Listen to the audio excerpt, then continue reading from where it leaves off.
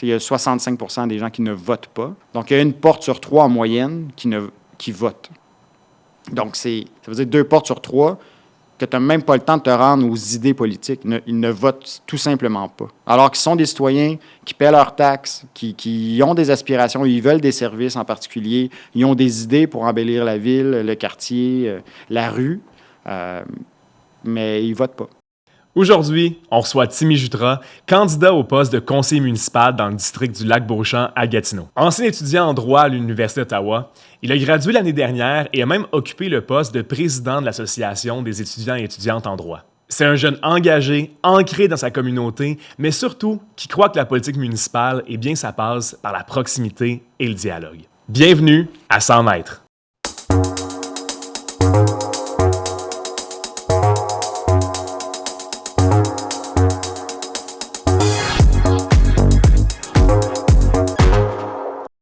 Écoute, Timmy, bienvenue à 100 mètres. Je suis assez content de te recevoir parce que, on s'est côtoyés sur les bancs d'école. Là. D'ailleurs, tu y étais il y a à peine quelques mois. Tu as gradué au mois d'août, c'est ça? Effectivement, j'ai fini ma licence à la fin août là, avec une dissertation de 50 pages. Là, fait que très content. J'ai reçu mon diplôme où je le reçois là, dans les quelques jours. J'ai reçu une notification sur mon courriel à cet effet. Fait que je vais avoir mon diplôme, puis je reçois mon diplôme papier en juin 2026, donc en personne à l'Université d'Ottawa. J'ai bien hâte.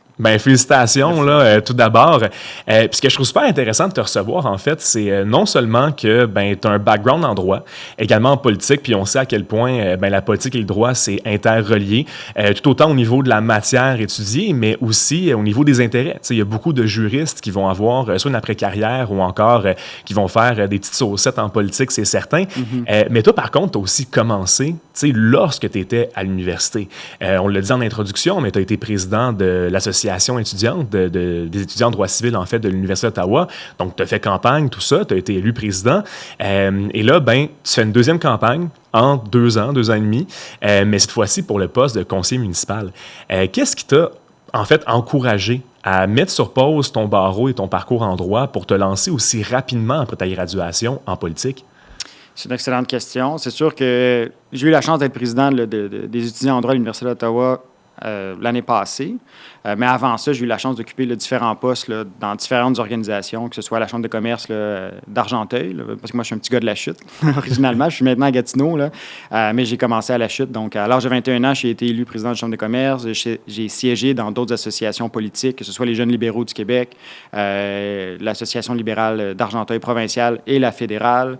J'ai travaillé avec le député fédéral Stéphane Lauzon. Donc, j'ai eu la chance de côtoyer là, plusieurs organisations, d'occuper des postes dans ces organisations-là. Puis, depuis que je suis très jeune, j'ai toujours eu, je vais le dire de cette façon-là, mais j'ai toujours eu une insatisfaction envers les injustices. J'ai toujours été très, très sensible lorsque je voyais des injustices, que ce soit des injustices de traitement, des injustices sociales, etc.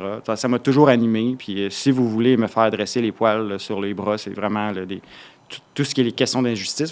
Quand j'étais à l'université, c'est ce que je voyais. Alors, quand j'ai pris la décision de me lancer en politique municipale, c'est parce que je voyais que le discours politique actuel ne concorde pas vraiment avec les aspirations, du moins la lecture que je fais des aspirations des citoyens là, de Gatineau.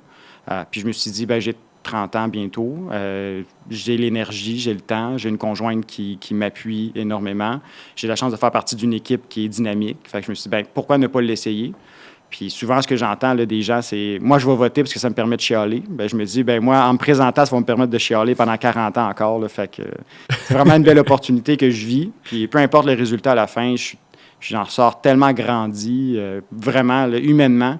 Le plus dur, c'est de faire du porte-à-porte. Mais après chaque porte, je me rends compte des histoires qui sont différentes, des parcours qui sont différents, des aspirations qui sont différentes. Puis c'est facile. Moi, mon district, c'est 15 000 personnes environ, là, plus ou moins 500.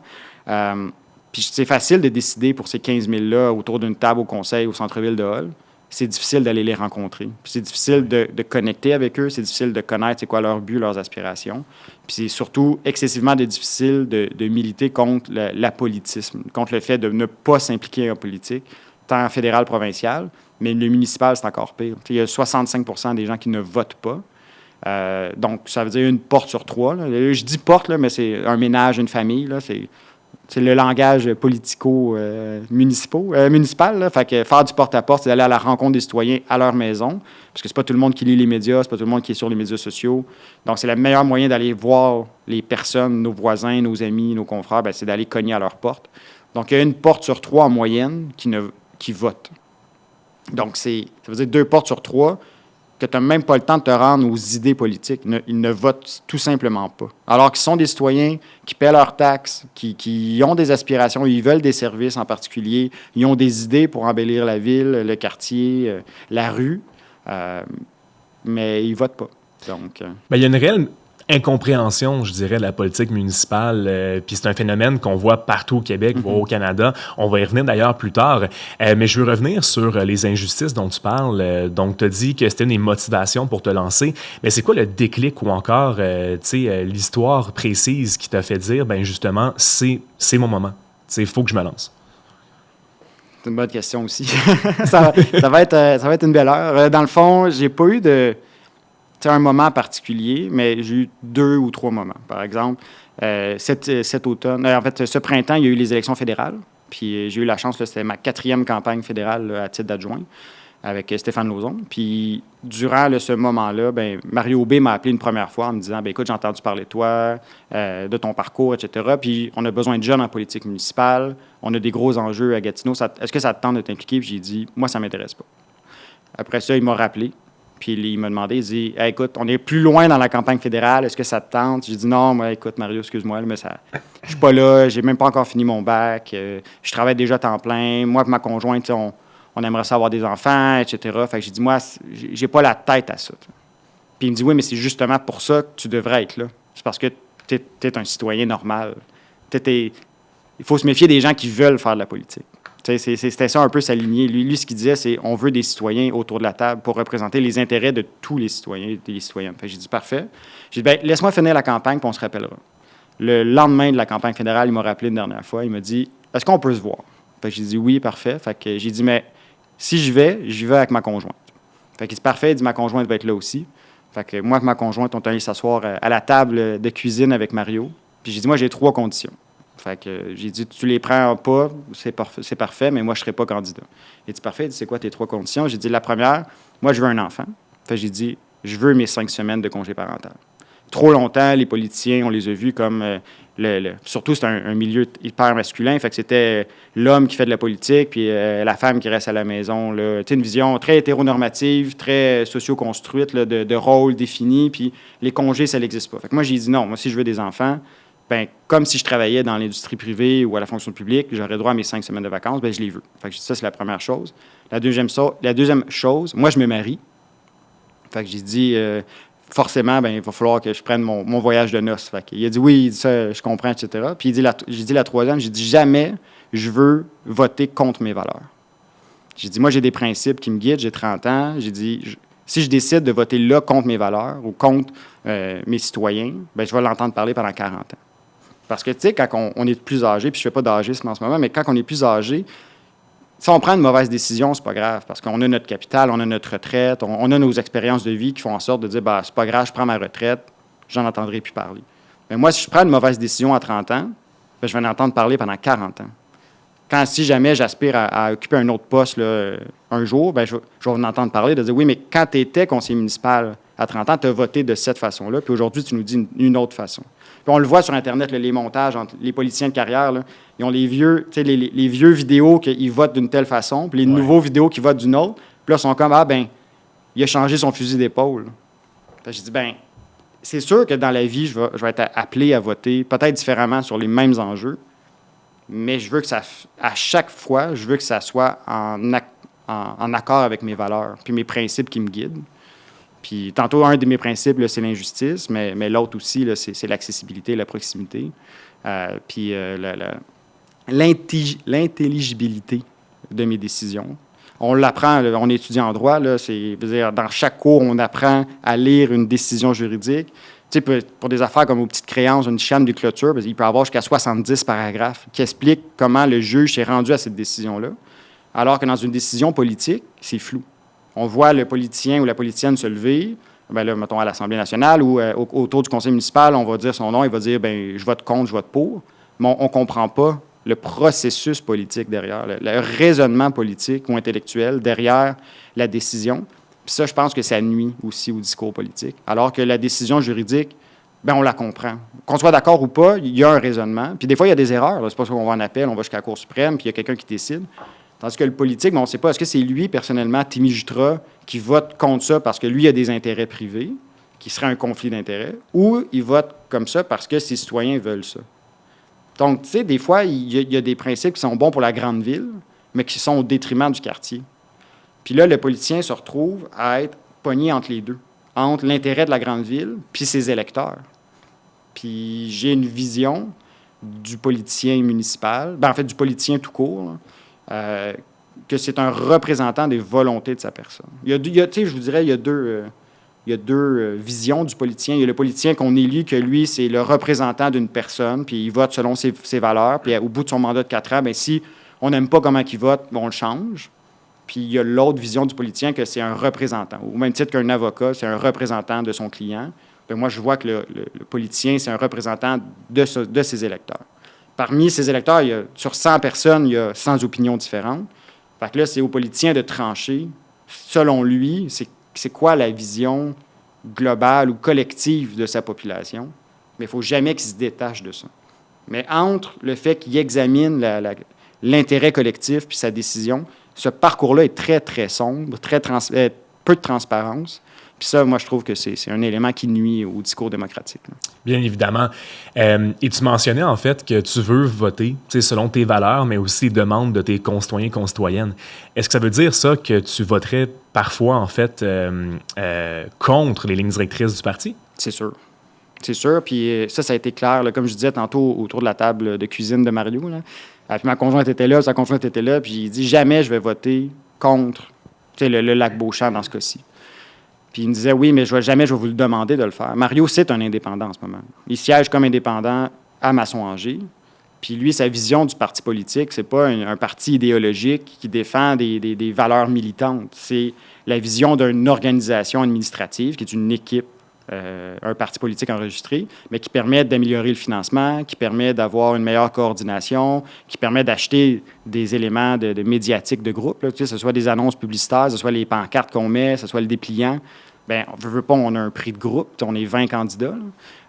Donc, la vision du parti est vraiment plus là, un véhicule qui nous amène à parler nos idées puis à diffuser nos idées, plus qu'une entité idéologique, partisane, qui impose là, des idées. Fait que il y a deux visions au parti. C'est sûr que les partis politiques fédéraux provinciaux, ils ont une ligne idéologique. Là, je pense au Parti libéral du Québec, ça fait plus de 150 ans qu'il existe. Puis le Parti libéral des années 1930, puis le Parti libéral de 2000, puis le Parti libéral d'aujourd'hui, c'est le même parti, mais avec des valeurs idéologiques très, très différentes. Donc, je crois que de se camper dans une idéologie avec un parti, ce n'est pas la solution. Ça ne permet pas le renouvellement. Puis c'est pour ça que moi, j'ai embarqué dans l'idée de l'équipe Mario B. Parce que justement, lui, ce qu'il dit, c'est moi, ce que je veux, c'est une équipe de candidats indépendants, mais qui partagent des idées communes. Donc là, on a déjà divulgué là, nos idées communes. Sur celle-ci, moi, je me suis engagé. Là, ma face est sur le poteau, là, fait, comme on dit. Là, fait que, je veux dire, je vais voter pour. J'ai pris l'engagement d'aller voter pour ces mesures-là. Donc, mais tout ce qui n'a pas été dit durant la campagne, il n'y a pas de ligne. Là. C'est nos valeurs personnelles puis les citoyens de nos districts là, respectifs. Timi, c'est pas ta première campagne. Comme on l'a mentionné, tu as fait campagne pour devenir président de l'Association des étudiants et étudiantes en droit à l'Université d'Ottawa. Tu as également été élu président d'une chambre de commerce. Mais en plus de ça, tu as de l'expérience en politique fédérale quand même. Tu as assisté pour diverses campagnes. Comment est-ce que ces expériences-là, de un, t'ont préparé à ce que tu vis sur le terrain actuellement, mais aussi comment est-ce que ça diverge ton expérience? Est-ce que ça te surprend en fait? Ah, c'est deux mondes.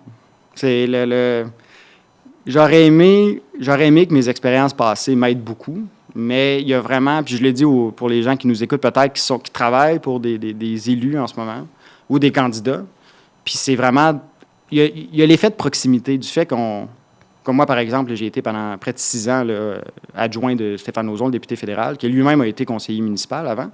Puis par l'effet de proximité, on a l'impression qu'on comprend le métier, qu'on sait comment ça fonctionne, qu'on comprend les enjeux. Mais une fois qu'on a sa face sur le poteau, comme je disais tantôt, c'est le monde change au complet. Puis la perspective change, notre stress change, c'est notre visage, c'est nos mots, c'est nous qui, lorsqu'on va cogner aux portes pour avoir fait du porte-à-porte pour quelqu'un d'autre, bien, les citoyens, ils ne parlent pas de la même manière que quand c'est toi. Tes idées se véhiculent différemment. Puis oui, il y a des éléments là, qui se ressemblent beaucoup. Par exemple, la présidence de l'association étudiante, mais veut pas, oui, il y a des éléments qui se ressemblent. Tu sais, le fait de fédérer des gens, de filtrer des idées, de trouver l'intérêt collectif, ça, c'est vrai dans toutes les sphères politiques, qu'on soit dans une organisation à but non lucratif, une entreprise privée. Je veux dire, le président d'un conseil d'administration d'une entreprise privée doit faire la même chose avec les actionnaires de l'entreprise, là. Donc, pour 100 actionnaires, il y a 100 idées, 100 valeurs, 100 lignes directrices. Puis le rôle du président du conseil d'administration, c'est de s'assurer qu'on est capable d'édulcorer ça jusqu'à 2, 3 lignes directrices principales qu'on va voter. Puis par la suite, c'est la majorité qui l'emporte. Bien, c'est la même chose maintenant dans la campagne électorale, mais moi, je n'étais jamais appelé à faire ce processus-là d'édulcoration-là, tu sais, de prendre 100 opinions différentes puis de trouver, là, c'est quoi les éléments pertinents qui ressortent. Puis je trouve que c'est un super de bel apprentissage. Puis, tu sais, je crois profondément qu'il n'y a pas de petite démocratie. Que ce soit la présidence d'une association étudiante, on était 750 là, à l'Université d'Ottawa, que ce soit la présidence d'un syndicat de copropriété que j'ai fait aussi de 4 condos, ou que ce soit la présidence d'une chambre de commerce, il n'y a pas de petite démocratie. Parce qu'à chaque fois qu'on néglige la démocratie, que ce soit dans les petites sphères ou dans les grands milieux comme une ville de 300 000 personnes, ben, c'est qu'on laisse la place à une autre forme de régime, de prise de décision. Puis souvent, quand c'est pas la démocratie, c'est le totalitarisme. Tu sais, il y a une personne qui décide pour tout le monde, puis si vous m'aimez pas, ben so be it. Puis on le voit beaucoup, là, surtout dans le monde juridique, là, les conflits dans les syndicats de copropriété. Bien, souvent, le président, c'est pas mal lui qui dicte, puis il y a très peu de communication, de dialogue. Alors qu'il y a des syndicats qui sont super démocratiques, super horizontales. Donc, il faut vraiment s'assurer que les petites démocraties soient en santé, parce que lorsque ces petits milieux-là vont bien, bien, les grands milieux vont bien aussi. Tu sais, je parle aux associations de voisins, là, par exemple, dans les quartiers. Bien, ça, il faut s'en occuper de ces petites démocraties-là, parce que c'est des enjeux qui sont hyper locaux, hyper sensibles. C'est le phénomène du pas dans ma cour, là, justement, souvent, on a tendance à tasser du revers de la main en disant « Ah oui, c'est encore le phénomène du pas dans ma cour, les gens, ils n'en veulent pas. » Tu sais, ils veulent juste les bienfaits, mais pas les effets négatifs. Mais encore là, on a le droit de s'exprimer, peu importe notre opinion, puis on a le droit de s'exprimer, peu importe nos inquiétudes. Puis si la personne a une crainte que un projet X dans son quartier va avoir des effets négatifs, bien, elle a le droit de le faire. Puis il faut qu'elle le fasse. Après ça, il y a des manières de le faire. Il faut le faire il ne faut pas tomber dans les insultes, etc. Mais il y a un processus démocratique on prend des idées qui sont à la base émotionnelle, puis par la suite, on en tire des solutions pragmatiques, neutres, politiques. Puis ça, c'est le travail de l'élu, du représentant démocratique. Bien, mais ça, c'est vrai dans toutes les démocraties, là. Dans une association étudiante, moi, j'avais des enjeux là, pour les horaires des examens, là.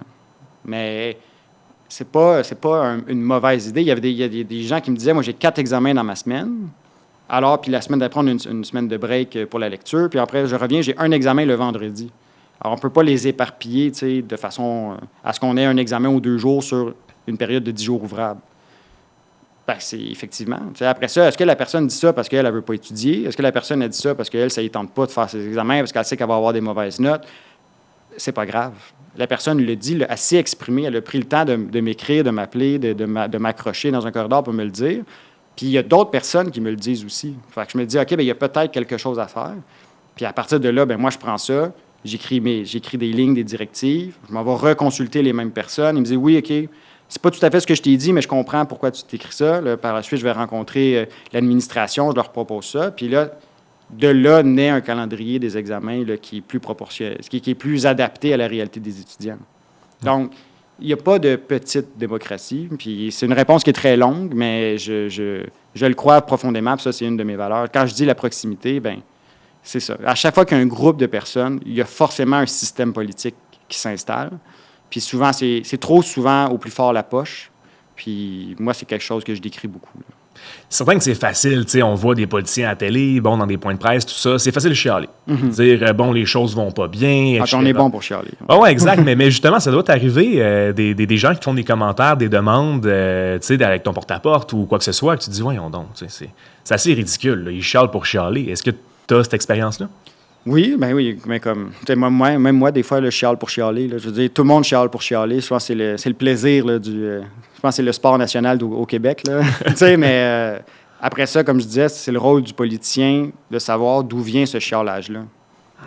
Souvent, par exemple, là, c'est un dossier que j'entends une porte sur deux, là, c'est les nids de poules.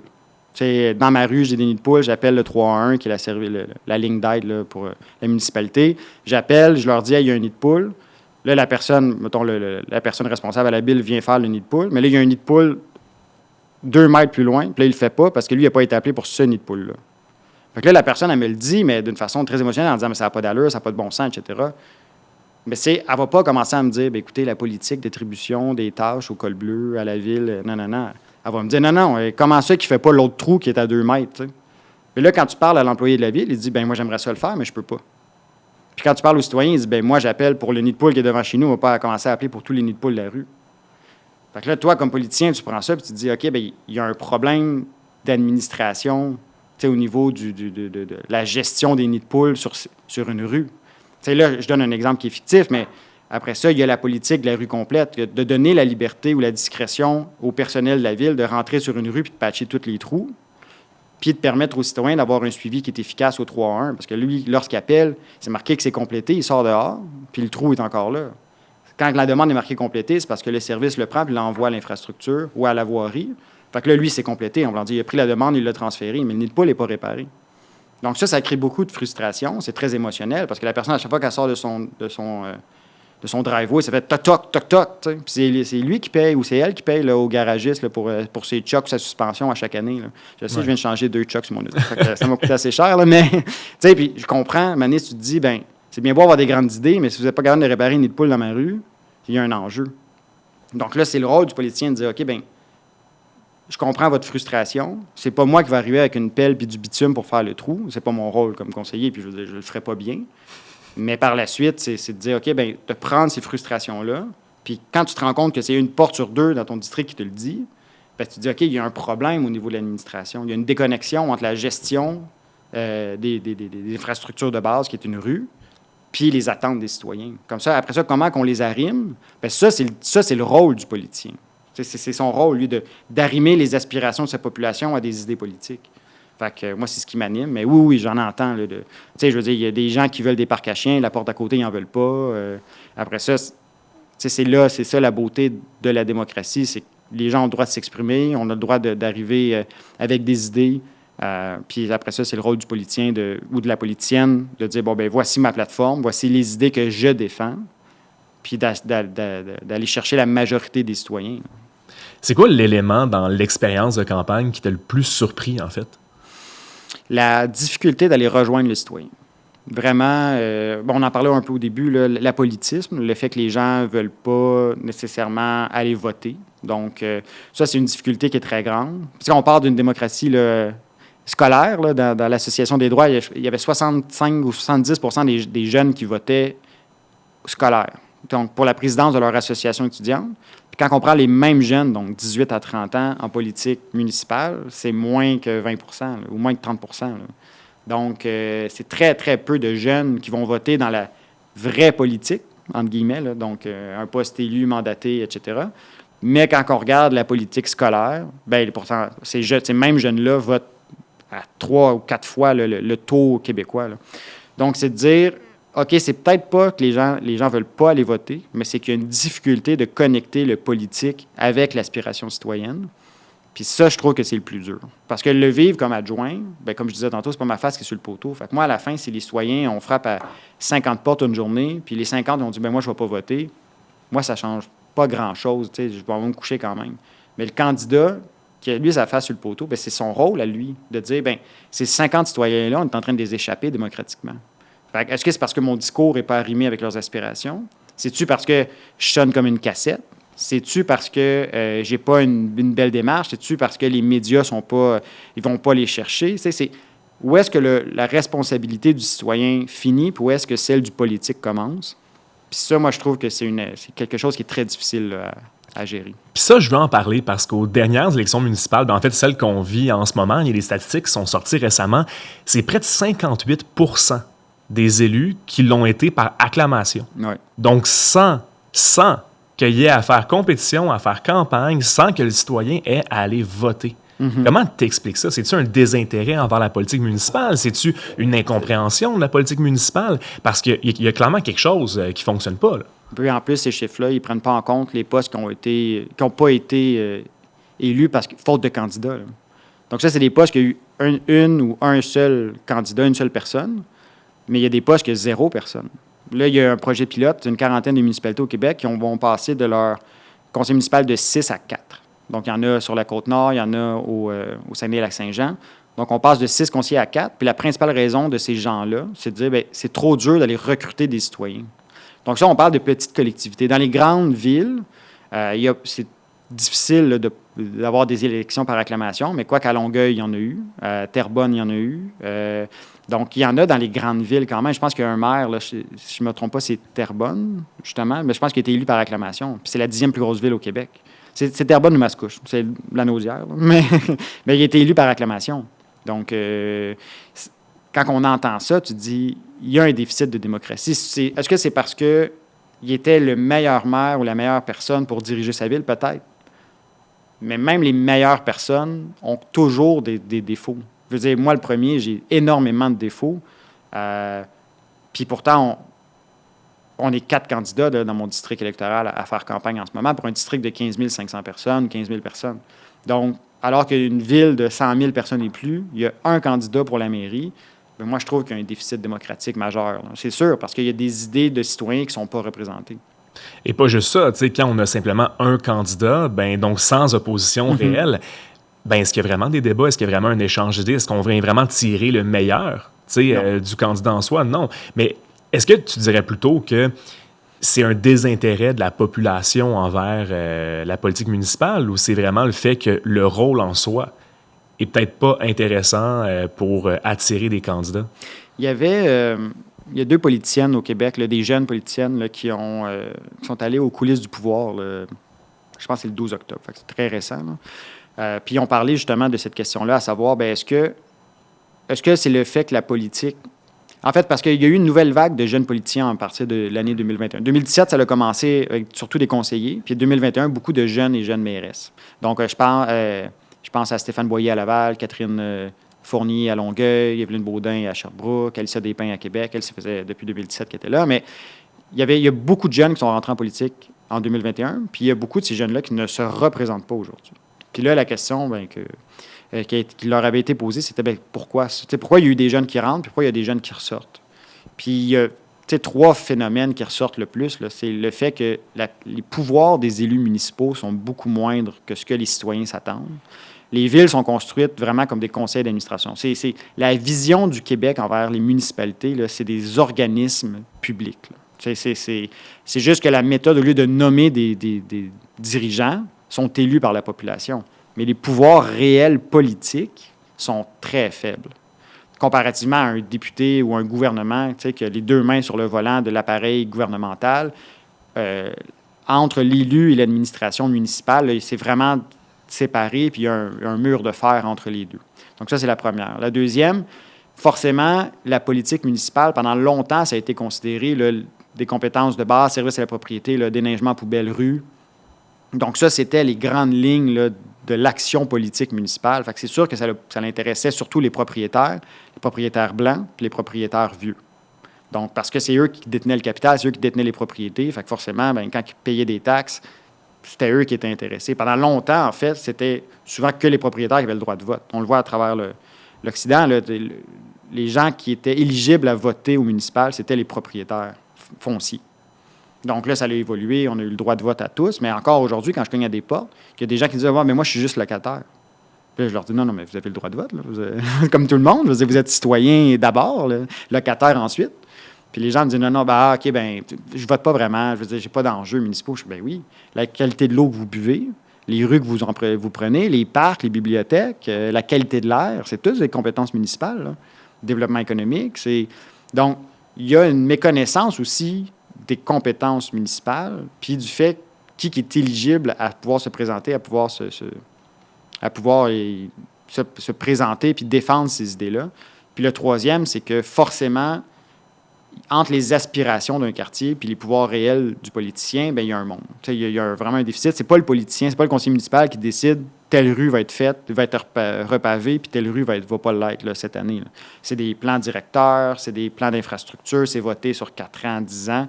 Donc, le politicien arrive avec plein de bonne volonté, un bagage plein, qui dit « Moi, j'ai fait mon porte-à-porte pendant 45 jours, 50 jours, 60 jours. Voici les aspirations de mon quartier. » Il arrive autour de la table. On est 20 élus, dont là-dedans un maire, 19 conseillers, qui viennent de 19 districts, qui viennent à Gatineau, là, mais qui viennent avec 19 bagages, 100 rues à repaver.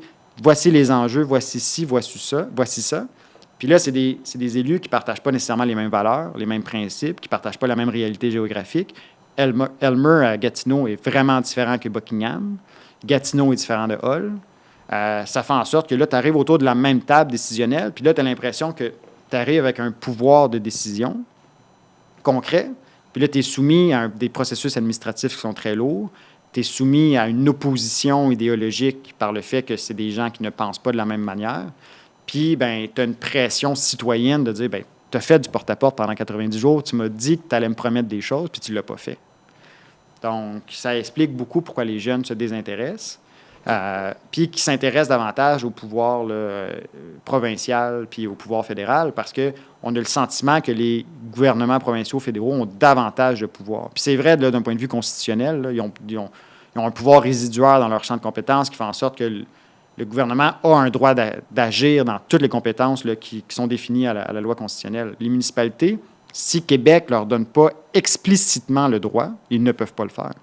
Puis même quand ils leur donnent le droit d'agir dans une compétence, c'est tellement régi de façon stricte que dès qu'une municipalité sort de ça, il se fait taper les doigts.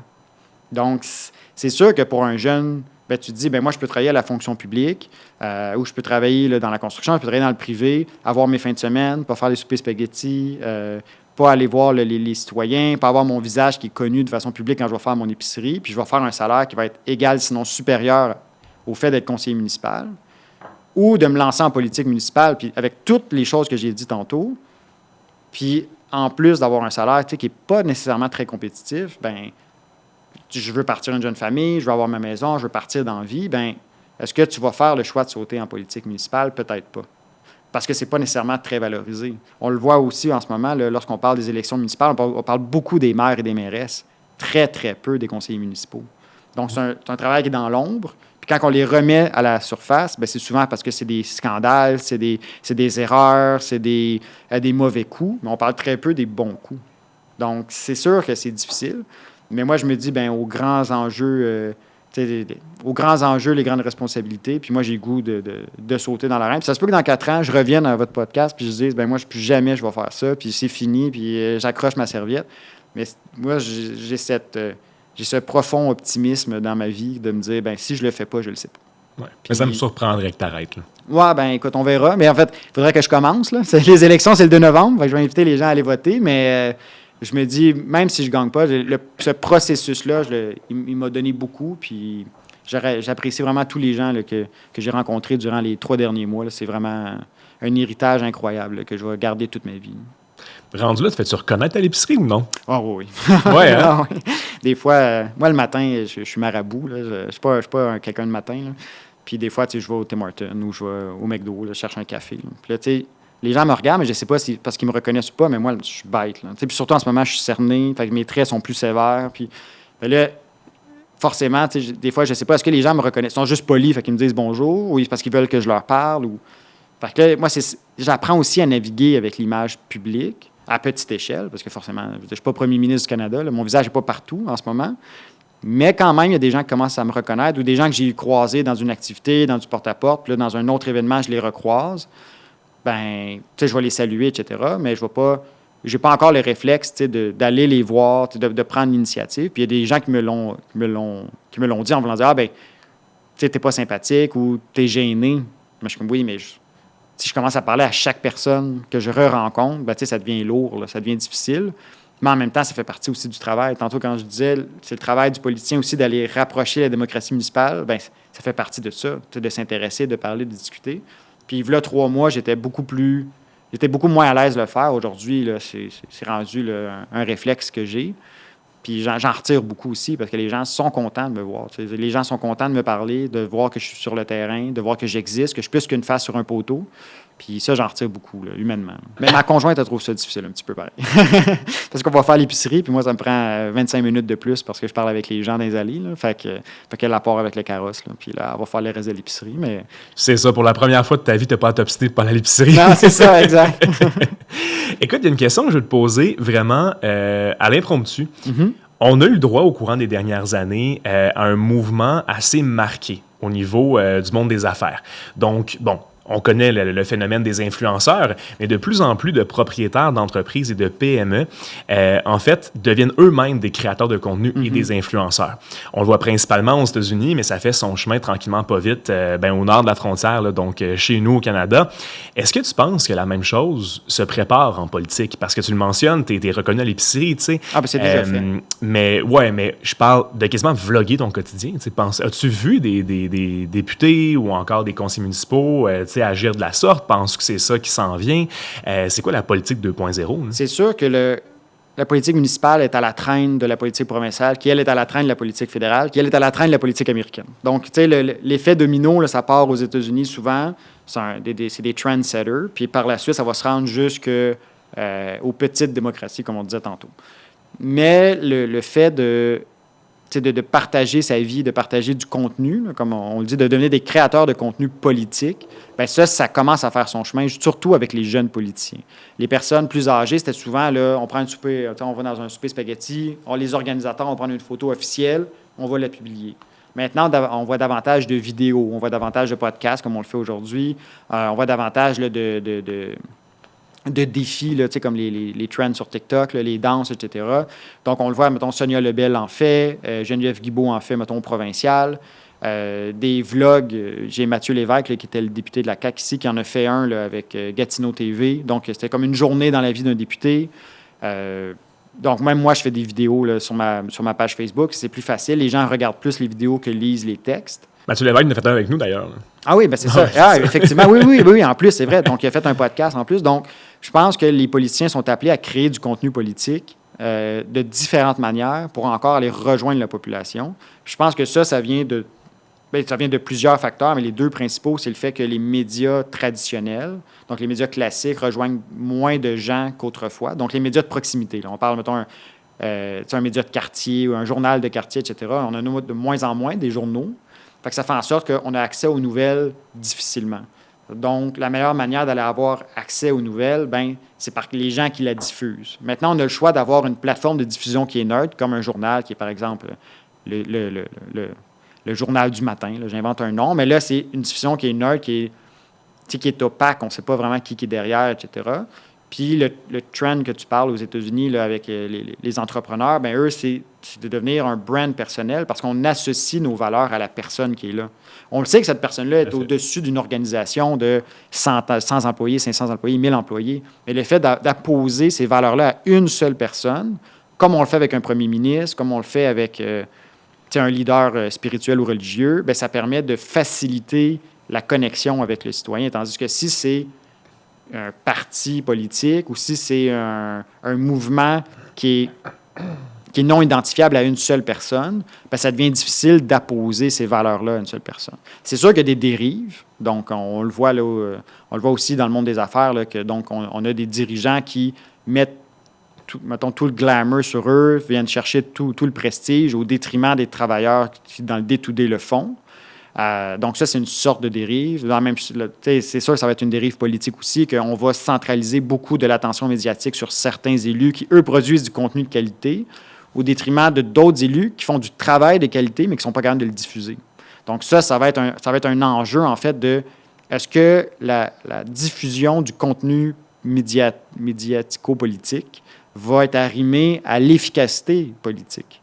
Parce qu'à la fin, ce qu'on veut, c'est des politiciens qui travaillent, pas des politiciens qui font des shows. Là, parce qu'on vient brouiller les cartes entre entre l'entertainer et le décideur politique. Donc, c'est sûr qu'il y a cette rivalité-là, cette dualité-là qu'il va falloir qu'on apprenne à naviguer. Mais moi, je le vois, tu sais, j'ai une page Facebook avec moins de 300 followers. Là. Donc, c'est pas, je suis pas un influenceur, mais je le vois que quand je diffuse du contenu, ben, les gens, ils le regardent, ils l'écoutent, ils le voient. Tu sais, j'ai publié une photo, je pense, avec ma conjointe. On venait faire du porte-à-porte. On était à Londres, il faisait hyper chaud. J'ai pris une photo à Londres, tu sais, pas très belle, là, la photo. Puis j'ai eu, tu sais, 120 quelques likes sur une page de 250 followers. Alors qu'on a des politiciens qui ont des pages de 3, 4, 5 000 likes, qui n'ont jamais eu autant. Donc, il y a cette proximité-là il y a ce désir-là de proximité entre le citoyen et son représentant politique, ou le candidat à l'élection. Mais il ne faut pas oublier qu'au-delà de la diffusion de contenu, il y a le travail qui reste à faire. Puis je pense qu'il faut que les politiciens utilisent ces plateformes-là, un peu comme Catherine Fournier le fait, là. Mais il y en a plusieurs autres, là, mais notamment Catherine. Elle utilise ces plateformes pour diffuser du contenu du contenu de pédagogie politique. Donc, elle a fait un livre là, récemment. En fait, elle a fait plusieurs livres dans sa carrière, mais elle a écrit un livre récemment pour la politique chez les jeunes. Puis elle l'a diffusé grandement grâce aux médias sociaux. Elle a fait la tournée des médias traditionnels, mais aussi ça l'a passé par ces médias sociaux. Elle a fait un vox pop dans un cégep. Elle prend des photos, elle prend des vidéos avec ses bénévoles. Donc, il y a un sentiment de... Moi, j'habite à Gatineau, puis je suis la page de Catherine Fournier à Longueuil. Donc, on a à peu près la même âge. Elle a 33 ou 34 ans. Moi, j'en ai 29, je vais avoir 30. Donc, il y a par l'effet de proximité, par le fait que je puisse voir, consommer son contenu politique, bien, c'est sûr, forcément, ça l'influence la manière que moi, je veux diffuser le mien. Donc, qu'on soit en accord ou pas, là, moi, je suis forcément plus en accord avec Catherine que d'autres personnalités politiques, mais ces gens-là qui deviennent des influenceurs politiques, bien, ont une grande influence au-delà. Tu sais, Catherine Fournier ne me connaît pas, mais moi, je la connais. Donc, puis pourtant, on navigue vraiment pas dans les mêmes eaux. Donc, il y a cette influence qui est très positive, à mon sens. Je voudrais t'entendre sur les partis politiques municipaux, en fait, parce que je trouve qu'on a une situation assez spécifique à Gatineau. Dans les grandes villes, qu'on parle de Montréal, Québec, Laval, tu sais, il y a 5 voire 10 partis politiques municipaux depuis plusieurs années qui sont en fonction. Puisqu'à Gatineau, avant l'élection actuelle, c'était vraiment le règne d'Action Gatineau. Il y en avait un seul, puis sinon, le reste, c'était indépendant. Comment t'expliques ça, de un, mais de deux, tu sais, qu'est-ce que tu répondrais aux gens qui disent que les partis, ça politise trop le municipal? Bien, c'est qu'on est victime du cadre réglementaire que Québec met. Les partis politiques municipaux sont largement avantagés par rapport aux candidats qui sont indépendants, donc qui sont seuls, par le fait du financement. Un parti politique peut faire du financement annuel à chaque année. Donc, ça, c'est la première chose. La deuxième chose, il peut mettre en commun des ressources à l'avantage de différents candidats. Et la troisième, bien, ça permet d'avoir une espèce de partage d'idées entre candidats dans le but d'avoir des idées communes, une plateforme d'idées communes. Donc, avec les candidats, avec les citoyens des différents milieux. Fait que ça fait en sorte que lorsqu'on arrive au conseil, bien, il y a déjà un travail de filtrage, comme on parlait tantôt, là, qui est déjà fait pour savoir c'est quoi les volontés politiques. Puis pour le citoyen moyen, bien, c'est plus simple de s'intéresser ou de connaître les grandes idées de 2, 3, maximum 4 partis. Au-delà de ça, là, je pense qu'on vient brouiller les cartes. De 2, 3, 4, 5 partis pour ensuite les comparer selon nos valeurs. Donc, le désavantage d'un parti, c'est qu'on affecte beaucoup moins d'attention au candidat qui est local, puis davantage aux idées qu'il défend. Donc, ça se peut qu'on ait des excellentes idées, mais défendues par un mauvais candidat. Puis comme dans tout, il y a des bons et il y a des mauvais politiciens. Puis ça n'a pas rapport avec la couleur politique, forcément. Mais ça permet aux citoyens d'avoir un processus politique qui est beaucoup plus simple. Lorsqu'on regarde à travers le Canada, par contre, c'est que les politiciens municipaux à travers le Canada sont d'abord et avant tout des indépendants. Des partis politiques municipaux au Canada, il y en a en Colombie-Britannique et il y en a au Québec. Donc, ça fait en sorte que forcément, nous, on navigue à travers ça, là, dans une mer qui est inconnue à Gatineau, parce que, c'est comme vous le dites, c'est la première année là, qu'on a 2 partis politiques qui s'affrontent. Mais je crois qu'à long terme, en fait, à très court terme, à moyen terme et à long terme, là, les partis politiques sont là pour rester, parce que ça permet là, un débat démocratique qui est beaucoup plus simple à suivre pour le citoyen. Donc, forcément, à travers les grandes villes, on le voit, le Québec, je pense, ils ont 4 partis politiques. Montréal, il y en a 3 sûrs. Longueuil, il y en a 2. Donc, ça fait, tu sais, Gore, qui est une petite municipalité là, à côté de La Chute, là, donc d'où je viens, c'est quelques milliers d'habitants, là, puis ils ont 3 partis politiques, là, 3 équipes. Donc, alors que Gatineau, on en a 2, puis on trouve ça beaucoup. Mais c'est sûr que par la proximité avec Ottawa, qui, eux, par le cadre réglementaire de la province ontarienne, ne peuvent pas avoir de parti politique, c'est sûr que quand on se compare, on se dit, bien, pourquoi nous, ça nous en prend, puis pas eux? Mais ça, c'est l'erreur de se comparer à Ottawa, mais il faut se comparer aux autres municipalités québécoises. Puis on voit que la mouvance des partis politiques, juste par le fait qu'ils sont avantagés, tu sais, en campagne électorale, puis même lorsqu'ils sont élus, excusez-moi, parce que lorsqu'on rentre élu, puis je vais finir là-dessus, là, mais la mairie a un budget, donc qui est attitré au poste de maire, puis le parti qui forme l'opposition officielle a le droit d'aller chercher une partie de ce financement-là qui correspond à peu près au tiers, donc dans la loi électorale. Donc, lorsqu'on est un parti politique, on a le droit d'aller chercher le tiers du budget de la mairie, mais lorsqu'on est des indépendants, le même nombre de personnes, mais qui ne sont pas affiliées politiquement, on n'a pas le droit à ce budget-là de recherche supplémentaire et de ressources supplémentaires. Donc, c'est sûr que comme citoyen, lorsqu'on regarde ça, on se dit, bien, je ne comprends pas pourquoi il y a des partis politiques, mais lorsqu'on le vit sur le terrain, on se dit que le parti politique devient un véhicule essentiel à la proposition d'idées puis au débat d'idées là, autour du conseil municipal. Vous l'avez dit, Action Gatineau, ça fait depuis 2013 qu'ils sont là. Donc, à la mairie, mais le parti a été fondé là, avant ça. Puis pendant toutes ces élections-là, il y avait un seul parti avec une seule image, une seule idée, un seul chef qui se défendait contre 3, 4, 5 candidats indépendants. En 2024, pendant l'élection partielle, il y avait 4 candidats indépendants contre un seul parti. Donc, le citoyen moyen ne peut pas aller voir les 4 nuances là, d'indépendance lorsqu'il y a un parti avec une idée, qu'il soit bonne ou mauvaise. Là. On regarde juste ça d'un point de vue neutre. Là. Le citoyen, déjà qui est désintéressé à la politique municipale, c'est en plus il y a une multiplication de l'offre politique de façon plus ou moins claire, plus ou moins établie sur un axe politique. Bien, c'est sûr que lui va se désintéresser rapidement puis il va aller vers au plus fort la poche, là, comme on le disait tantôt. Est-ce que votre parti, l'équipe Mario B, est là pour rester, au-delà des élections actuelles? Ah, certainement. Certainement. Après ça, c'est sûr que moi, je suis convaincu que Mario là, va remporter la mairie au mois de novembre, le 2 novembre, avec une majorité de candidats. Mais dans l'éventualité là, où, par exemple, les Gatinois décident d'élire Mme Marquis-Bissonnette ou M. Bergeron, là, le candidat indépendant, l'équipe, le véhicule va rester. Après ça, probablement que le nom va changer. L'équipe Mario B ne pourra pas rester, à moins qu'il se représente dans 4 ans. Mais là, ça sera une discussion à avoir à l'interne. Mais oui, le véhicule permet là, de voir aujourd'hui, de concrétiser la nécessité qu'on avait sur le terrain. Puis je pense que pour les citoyens, là, c'est le discours de l'indépendant, du candidat indépendant mis sur un piédestal, je pense qu'il commence là, à s'amenuiser davantage, puis au profit là, d'avoir des partis politiques bien établis, tout autant qu'ils soient transparents. T'sais, donc, si on a des partis qui sont opaques, très peu transparents, puis qui adoptent une position très verticale avec un chef qui décide de tout, ça va nuire à la démocratie. Mais si on a des partis qui sont démocratiques à l'interne, qui laissent une place à la voix citoyenne, je suis convaincu qu'il va rester. Comment tu gères les critiques? Tu t'es levé un matin, voir à la une dans Le Droit, dans un journal, par exemple, un autre candidat qui te critique ou encore des citoyens et citoyennes qui ont pris la parole. Ça doit être surprenant d'un, mais comment tu gères ça? Et d'ailleurs, je vais citer en fait un exemple, là, mais Maude Marquis-Bissonnette, la mairesse en fait sortante actuelle, vous a reproché au parti en général d'être un parti de promoteurs. Ouais. Tu voudrais lui répondre quoi?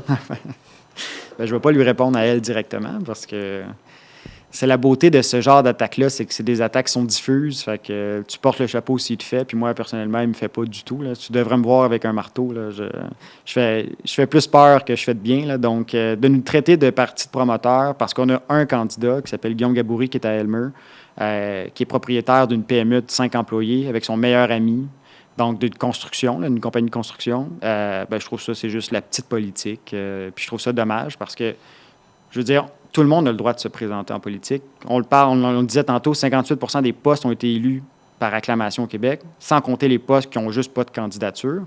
Puis là, on a des candidats qui décident de mettre sa face sur le poteau, qui décident de mettre leur vie personnelle publique, de mettre de côté certains projets qu'ils avaient dans la société civile, de côté pour s'impliquer en politique active, puis de sortir ces arguments-là. Je trouve ça vraiment dommageable, je trouve ça plate. Puis on a eu le même discours là, il y a quelques années là, avec le Parti québécois qui avait présenté une candidate qui était là, une ancienne actrice pornographique. Puis c'était parce qu'elle avait eu ce métier-là, elle n'était pas éligible à occuper une fonction élective. Moi, je trouve ça Je trouve ça carrément négatif pour la démocratie. Tout le monde a le droit de gagner sa vie. Si ça reste dans le cadre non criminel, effectivement. Je veux dire, après ça, on laissera les gens décider. C'est ça le processus démocratique.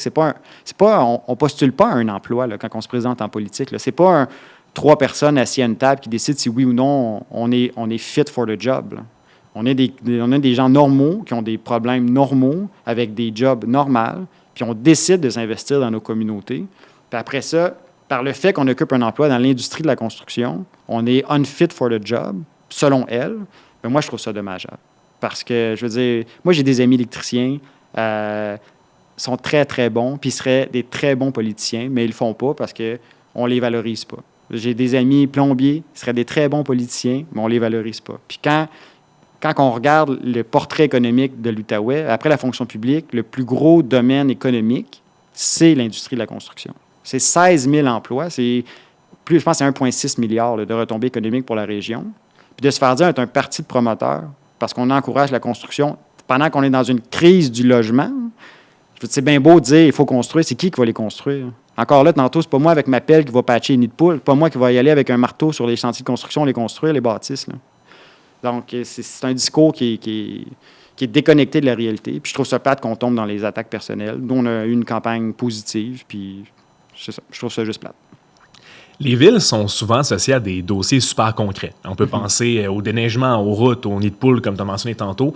Mais il y a aussi des dossiers un peu plus complexes qui font leur apparition, dont l'itinérance. Oui. À Gatineau, en 2018 et 2022, c'est une hausse de 268 % du taux d'itinérance. Et là, récemment, il y a eu un débat sur le sujet là, entre, d'ailleurs, Mario Aubé ainsi que Maude Marquis-Bissonnette. Et les positions étaient assez divergentes. Ouais. Donc, selon votre parti, il faudrait en fait, oui, offrir de l'accompagnement, mais pour pas répéter ce que Mario B a dit, là, ne pas donner tout cru dans le bec. Mais est-ce que tu trouves pas que quand on voit l'itinérance, on voit le problème dans nos rues, sous nos viaducs, on se lève le matin puis on est exposé à la chose, trouves-tu que éthiquement on peut justifier, dire, regarde, c'est pas une compétence, on va dire à Québec de faire leur job puis de régler le problème pour nous, mais on veut pas investir davantage, on veut pas accompagner davantage le problème de l'itinérance dans notre ville. Donc, comment tu vois ça? Je vais essayer d'y aller le plus clairement possible, parce que c'est un enjeu qui est hyper sensible. Okay? Puis je veux vraiment que ce soit clair. Là, je suis très sensible à ces enjeux-là. Mais souvent, lorsqu'il y a un désengagement de la part de Québec ou du gouvernement canadien, les conséquences se vivent à l'échelle locale. Lorsque le Québec décide d'arrêter d'investir dans les hôpitaux, dans les écoles, c'est les municipalités qui vivent ça de plein fouet. Lorsqu'on a, mettons, une montée du décrochage scolaire, puis que les jeunes décrochent, souvent là, sont plus enclins à avoir des emplois moins bien rémunérés ou à avoir des comportements, là, on étudie en droit, qu'on le sait, là, à être davantage pénalisés ou criminalisés. Mais ça, on le vit dans les communautés. Donc, forcément, la Ville est appelée à réparer les pots cassés d'un délaissement de compétences de la part du gouvernement du Québec.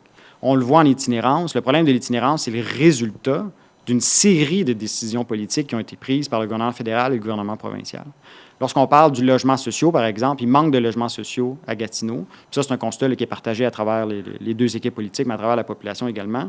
Mais c'est qu'il y a eu un délaissement à partir des années 90 des logements sociaux, de l'investissement dans les logements sociaux par la SCHL puis la SHQ. Donc, on a transféré les parcs immobiliers des logements sociaux aux municipalités qui, eux, n'avaient pas les leviers fiscaux pour entretenir ces bâtisses-là ou en développer davantage. Alors, lorsqu'on arrive pendant la COVID, puis même avant la COVID, on parlait là, du coût des logements là, dans la capitale nationale. Bien, on arrive avec la COVID où il y a eu une multiplication des problèmes. En fait, il y a une multiplication des apparitions des problèmes sociaux, notamment là, la santé mentale, les situations d'itinérance, la malnutrition, les problèmes de violence conjugale. Donc ça, c'est tous des conséquences qui ont été exacerbées là, par la COVID, par le ralentissement économique qui a eu lieu pendant ces périodes-là, dont la majorité dépendent des compétences du gouvernement du Québec.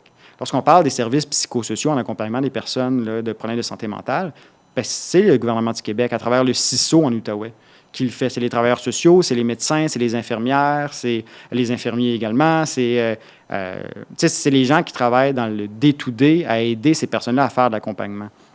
Lorsqu'on parle, puis également, là, il y a les organismes communautaires, les travailleurs de rue, etc., donc qui font de l'accompagnement de personnes en situation d'itinérance dans le D2D, puis qui, eux, dépendent de leur financement de Québec. Donc, que ce soit par le PSOC, qui est le programme de soutien aux organismes communautaires, que ce soit par des subventions qui viennent du ministère de la Sécurité publique, le ministère de la Famille, etc. Je pense au Centre de pédiatrie sociale.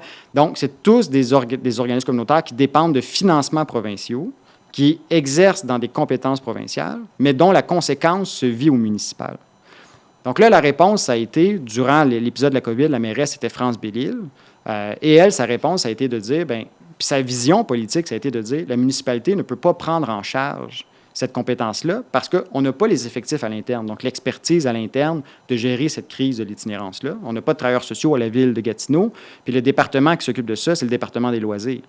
Donc, en partant, on voit qu'il y a une inadéquation entre l'expertise locale dans la municipalité puis le problème qui est sur le terrain. Donc, la vision politique de France Bellil, ça a été de dire à Québec, réveillez-vous, parce que nous, ce qu'on vit, c'est une crise. Puis pendant que vous êtes à Québec, puis vous ne nous octroyez pas les fonds nécessaires pour gérer cette crise-là, c'est nous qui la vit. Dans ce temps-là, c'était le site Gertin, là, donc, qui vont se rappeler avant que ça se structure. Par la suite, Mme Bellil allait démissionner. Puis en 2024, il y a eu Mme Marquis-Bissonnette qui est arrivée. Puis elle a dit, il faut changer le dialogue, il faut changer la manière de faire. Nous, on va investir 25 millions. Puis à partir de là, on va aller chercher davantage de ressources de la part du gouvernement du Québec. Bien, c'est sûr que moi, si je suis un élu du gouvernement du Québec, puis je vois qu'une municipalité est prête à pallier au manque d'investissement que moi je fais, c'est sûr que je ne vais pas les retenir. Puis c'est sûr que je vais les encourager à le faire, puis je vais leur dire « Hey, let's go, lâchez pas. » Mais c'est pas, à la fin, ce n'est pas la compétence de la municipalité de s'occuper du psychosocial. Les compétences municipales sont très claires. C'est dans une loi qui s'appelle la Loi sur les compétences municipales. Il y a 8 compétences, puis la dernière qui vient d'être octroyée aux municipalités, c'est celle de l'habitation, pas du logement, de l'habitation. Donc, nous, c'est de s'assurer, en tant qu'équipe politique, mais en tant que futur, peut-être, le conseiller municipal ou maire, mais c'est de s'assurer que le plan tombe dans les compétences municipales avec les sous dont la ville dispose. Donc, la construction de logements, il faut investir dans le continuum de logement. En ce moment, on a des personnes âgées qui sous-utilisent des résidences familiales, unifamiliales, qui ont 4-5 chambres, mais que c'est une personne ou peut-être 2 qui sont à l'intérieur, parce que ces mêmes personnes-là ne sont pas capables de se loger dans un appartement 4,5, qui n'est pas à loyer modique, juste un appartement 4,5 avec des services. Donc, ces personnes-là ne sont pas capables de déménager, donc ils suroccupent une maison qui, elle, pourrait être utilisée par un jeune couple qui, eux, utilisent un appartement qui serait peut-être plus abordable. Donc, parce que le jeune couple ne va pas vivre nécessairement dans un condo de luxe parce qu'il n'a pas les moyens financiers de le vivre. Donc, il faut investir dans le continuum pour faire l'effet de cascade qui va permettre de sortir les gens de la rue, de leur offrir un toit d'abord. Ça, c'est la première des priorités, là, c'est d'avoir un toit sur la tête de ces gens-là. On parle de dignité humaine, on parle d'humains qui, en ce moment, dorment dans des tentes, dans des parcs.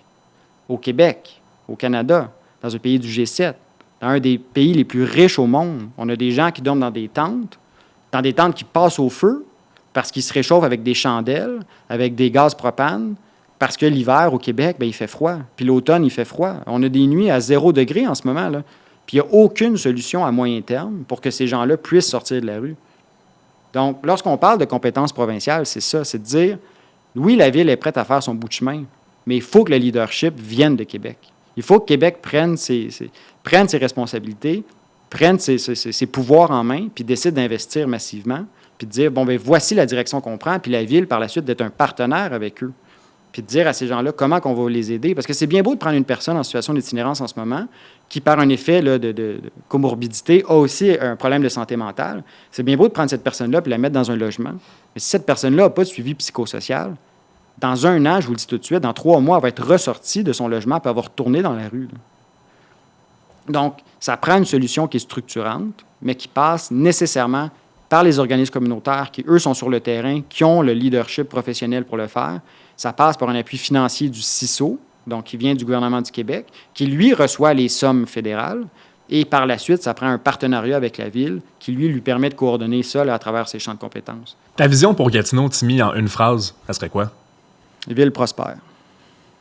Donc, est-ce que tu veux que j'accélère? Est-ce que tu veux que j'en dise plus? Ou... J'aime ça. Parfait. Je pense que ça dit tout ce que ça a à dire. Mm-hmm. J'aimerais ça qu'on passe au droit municipal un petit peu. Ouais. Parce que quand on fait de la politique municipale, on crée des règlements, on crée des lois de zonage, taxation, tout ça.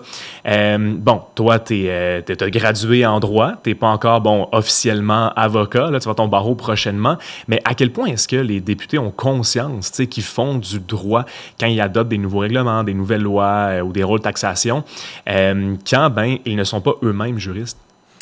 C'est une excellente question. Là, juste pour prendre l'exemple que tu as donné, là, par exemple, au règlement de zonage, quand on prend tous les règlements là, municipaux en matière d'urbanisme, là, c'est des milliers de pages. Ce n'est pas des centaines de pages, là, c'est des milliers de pages. Là. Je pense que juste le schéma d'aménagement, la loi sur l'urbanisme puis les règlements de zonage, je pense que juste ces trois-là, c'est 1000 pages. Ou en tout cas, plus que 1000, sûr. Après ça, c'est utilisé avec du langage très juridique. Puis même moi, qui ai étudié en droit, que vous avez avec toi, là, qui ai lu différentes jurisprudences, qui a lu des lois, etc., c'est écrit d'une manière qui est très, très technique, très technocratique, qui fait en sorte que pour un citoyen normal, donc un citoyen qui n'a pas affaire avec les municipalités souvent, et qui n'a pas le langage juridique, mais qui a un petit projet là, d'urbanisme à faire, là, que ce soit une rallonge de sa maison, que ce soit construire un deuxième étage sur sa propriété, bien, lorsqu'il est confronté à des documents qui font des milliers de pages, bien, forcément, il y a une déconnexion entre le citoyen et la ville. Puis lorsqu'on arrive, que tantôt on disait, bien, la politique appartient à tout le monde, bien, c'est le même citoyen qui décide de se présenter en politique municipale. Il arrive autour de la table, puis là, il voit des documents qui font des milliers de pages, puis lui, il faut qu'il amène son petit grain de sel à travers ça. Donc, c'est sûr que le fait que les gens n'ont pas un bagage juridique, c'est sûr que ça peut nuire. Par contre, est-ce qu'on devrait avoir 20 avocats autour de la table? Moi, j'y crois pas. Ça prend différents parcours. Ça prend des gens qui viennent du milieu social, ça prend des gens qui viennent du milieu communautaire, ça prend des gens qui viennent de l'industrie privée, et oui, même des promoteurs. Donc, ça prend ça prend vraiment des gens de tous les milieux. Mais je pense que d'avoir 1 ou 2 personnes le formant en droit autour de la table, ça peut vraiment venir aider à décomplexifier les processus administratifs, à venir expliquer davantage, d'un point de vue politique, les décisions qu'on prend, puis les risques qu'on prend là, par rapport au règlement. Puis on le voit là aussi, là, je veux dire, les citoyens de plus en plus, lorsqu'ils veulent revendiquer leurs droits auprès de la ville, utilisent les tribunaux, ils prennent des avocats, ils font des processus de médiation, parce qu'ils voient que par la voie politique, leurs aspirations, leurs attentes ou leurs problématiques ne seront pas répondues. Donc, ils doivent prendre des avocats payés à fort prix pour aller faire revendiquer aller faire revendiquer leurs priorités auprès de la ville. Donc, ça devient un enjeu là, technocratique très complexe. Puis je crois qu'il faut aspirer à une simplification de la réglementation, pas avoir des règlements simplistes, là, une simplification de la réglementation. Si le Code civil est capable d'avoir été écrit là, avec un langage simple et accessible, qui est le fondement du droit commun au Québec, bien, je suis persuadé qu'on est capable d'avoir des règlements qui sont à la fois précis et à la fois simples à comprendre pour le citoyen. Il y a des efforts faits par la ville, à travers les villes, d'avoir des documents de simplification, des tableaux, là, on appelle ça des napperons avec différents schémas. Mais le travail du napperon aura jamais la même valeur juridique que le travail là, fait en amont dans le règlement municipal en particulier. Mais on va se le dire, juste entre toi et moi, là, le Code civil, OK, peut-être les termes sont simples, mais la formulation, c'est beaucoup de Yoda, là, quand même. Là. Oui, mais à la fin, ça reste un travail juridique. C'est très complexe, ça, c'est sûr, mais je suis persuadé qu'on fait lire là, les articles du droit des biens là, à partir de 898.1 aux citoyens, puis on leur fait lire là, des dispositions sur le zonage incitatif dans telle partie de la ville avec telle modulation. Persuadé qu'ils vont plus comprendre le 898.1, qu'ils vont comprendre les articles là, des règlements. Là. Puis, si tu me permets là, peut-être d'aller là, mais je ne sais pas si tu avais d'autres questions avant, là, mais si tu me permets d'aller là également, la manière que les villes font des règlements est très différente de la manière que les provinces adoptent des lois. Les lois, c'est des concepts qui sont très généraux dans le but là, d'aller encadrer le plus large possible un champ de compétences là, qui est octroyé à la ville par la loi constitutionnelle. Puis des fois, ce qui va arriver dans les projets de loi, c'est qu'on va permettre au gouvernement d'aller adopter des règlements plus précis qui vont venir encadrer de façon plus spécifique telle ou telle disposition. Mais les villes n'ont qu'un pouvoir réglementaire, ils n'ont pas de pouvoir de loi. Donc, les villes ne peuvent pas établir des cadres, des lois, des règlements cadres, puis par la suite venir les spécifier. Il faut que le règlement soit d'abord et avant tout spécifique, parce que si ce n'est pas contenu dans le règlement, c'est comme si ça n'existait pas. Donc, on va adopter souvent des plans directeurs, des cadres directeurs, etc., mais ces cadres-là n'ont pas la pertinence d'une loi cadre. Donc, par exemple, avec des principes, etc., c'est vraiment le règlement précis qui va être adopté, qui, lui, va être retenu là, par les tribunaux, par les avocats, etc., qui, lui, doit être interprété en même temps avec les lois provinciales. Donc, il y a vraiment une multiplication là, des sources juridiques, parce que, par exemple, la loi sur l'urbanisme du Québec va donner des pouvoirs à la municipalité, qui, elle, par la suite, va adopter un cadre directeur pour son urbanisme, qui, par la suite, va adopter un règlement. Mais si le règlement contrevient au règlement qui a été pris en fonction de la loi sur l'urbanisme, bien, le règlement tombe, parce que c'est la loi provinciale. Donc, juste avec une question, on peut avoir 4 à 6 sources de droits différents, sans compter la jurisprudence. Puis la doctrine qui vient compléter, donc ça devient excessivement complexe très rapidement. Puis un des dossiers là, qui a été largement médiatisé au Québec, c'était les 79 rue Fraser à Gatineau, qui s'est rendu jusqu'en cour d'appel. Mais on le voit, là, donc c'est pas tous les citoyens qui ont les moyens d'aller devant les tribunaux pour faire valoir leurs droits. Donc, forcément, tant et aussi longtemps que les règlements ne sont pas accessibles au commun des mortels, au commun des citoyens, bien, il va toujours avoir un sentiment d'injustice de leur part. Le rôle des élus, c'est bien évidemment de représenter les intérêts, les opinions de leurs concitoyens et concitoyennes. Tu l'as mentionné tantôt, il y a de plus en plus de ces mêmes concitoyens et concitoyennes-là qui, en fait, prennent la voie judiciaire. Donc, ils poursuivent leur municipalité. On peut penser à la taxe pour le stationnement, d'ailleurs, à Gatineau. Il y a 4 poursuites en cours, je ne me trompe pas, dont une de l'Auto-Québec. Comment est-ce que tu vois ça? Comment tu expliques ça dans le sens que comme le rôle des élus, c'est de représenter leurs concitoyens et concitoyennes, puis qu'au lieu d'aller les voir, ils décident volontairement d'adopter la voie judiciaire, qui est, selon moi, très complexe, très coûteuse également. Est-ce qu'on se dirige dans la bonne direction? Ah ben c'est sûr que c'est une réponse là, qui va être en 3 volets, mais de dire que les citoyens n'ont pas été voir leurs élus, je pense que c'est de mal prendre la question, parce que lorsque la taxe sur le stationnement est arrivée, là, on parlait de 27 millions, puis dès le départ, il y a eu une levée des boucliers des commerçants, à un point tel que la Chambre de commerce est venue avec plus d'une centaine de commerçants là, au mois de mars 2025 s'expliquer là, devant le conseil municipal, parce que le conseil municipal, il faut comprendre aussi, c'est le seul conseil démocratique que les citoyens peuvent venir parler. On ne peut pas aller à l'Assemblée nationale poser des questions au premier ministre, on ne peut pas aller à la Chambre des communes poser des questions à notre premier ministre non plus. Là. Mais le conseil municipal, les citoyens peuvent aller poser directement des questions à la mairesse ou à leurs conseillers. Bien, il y a 100 commerçants qui sont allés en disant, si vous faites ça, il y a des commerçants qui vont mettre la clé dans la porte. Là. Puis la meilleure réponse que la Ville a réussi à trouver, c'est d'adopter la ligne que Mario Aubé avait proposée, c'était de baisser de 40 %. Alors qu'il était déjà trop, le 17 millions là, en partant. Fait que les commerçants sont allés, mais devant l'inaction politique, ou du moins le manque de volonté politique de la part là, des élus qui étaient en place, bien, il y a certains groupes de commerçants, puis l'Auto-Québec a décidé de poursuivre la Ville en disant, bien, vous avez un manque de volonté politique, mais de toute manière, la volonté politique que vous avez fait en place, là, c'est sûr que c'est un dossier qui est judiciarisé, mais je parle plus là, du cheminement là, qui les a guidés, bien, c'est de dire que votre règlement n'est pas valide juridiquement en fonction des lois cadres qui ont été adoptées par le gouvernement du Québec. Donc, c'est sûr que c'est dramatique d'un point de vue municipal quand on a des citoyens qui ne se sentent pas écoutés par la part de l'appareil démocratique le municipal, et qui décident d'aller voir les tribunaux, d'aller chercher des professionnels en droit pour faire revendiquer leurs droits auprès de tribunaux. Ça, c'est le premier volet. Le deuxième, il faut voir ça quand même comme une réussite démocratique, parce que dans la mesure où que les gens voient qu'il y a un refus d'agir, ou qu'il soit justifié ou non là, de la part de politiciens, donc de l'exécutif ou du législatif, ben, il y a toujours le tribunal, le monde judiciaire qui est un contre-pouvoir. On l'entend beaucoup en ce moment aux États-Unis, puis je n'irai pas trop loin là, dans cette explication-là, mais on le voit qu'en ce moment aux États-Unis, là, les 3 pouvoirs là, commencent là, à perdre de leur influence sur l'un et l'autre. Donc, au Canada, on a la chance d'avoir un système judiciaire qui est indépendant, qui est fort, puis on doit le respecter, puis on doit continuer à l'utiliser comme les citoyens le font. Mais le troisième volet, par contre, malheureusement, c'est que le système judiciaire a aussi ses propres enjeux, les délais, le coût d'accès, la complexité, ce qui fait en sorte qu'une problématique qui est vécue instantanément, donc par exemple une taxe qui du jour au lendemain sur certains commerçants a augmenté de 40, 50, 60 000 $ de taxes en une année, bien, la solution judiciaire, si jamais il y a une solution judiciaire, va venir dans seulement 2, 3, voire 4 ans. Donc, pendant ce temps-là, il y a quand même un risque là, que ça devienne, qu'il y ait des conséquences néfastes et à très long terme.